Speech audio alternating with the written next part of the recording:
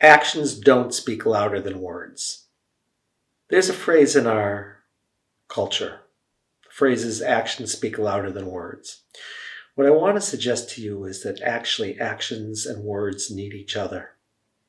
They're both incomplete without the other. And I'll tell you what I mean. If you know actions, but you don't know the motivation, really, it's a problem.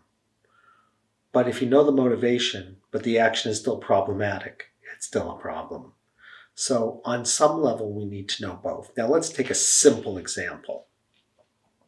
If you and I are having a fight about opening or closing a window, and we just fight about it, and I open it and you close it, and I open it and you close it, the actions are speaking louder than words, but the problem is without words, we don't know motivation.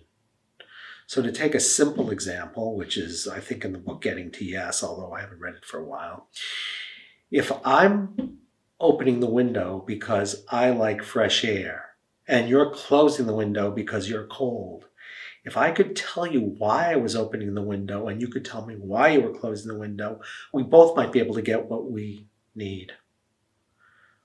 For example, when we won't take global warming into account and climate change, if I had a heater in the room, we could perhaps open the window and have the heater on, and I could get my fresh air and you could be warm.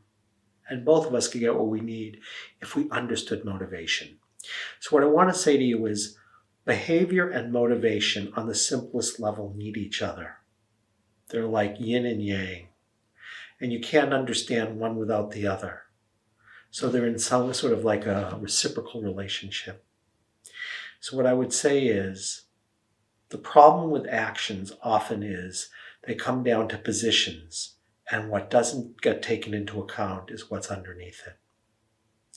And I would always say, from a certain point of view, and always is probably dangerous, it's important to know both.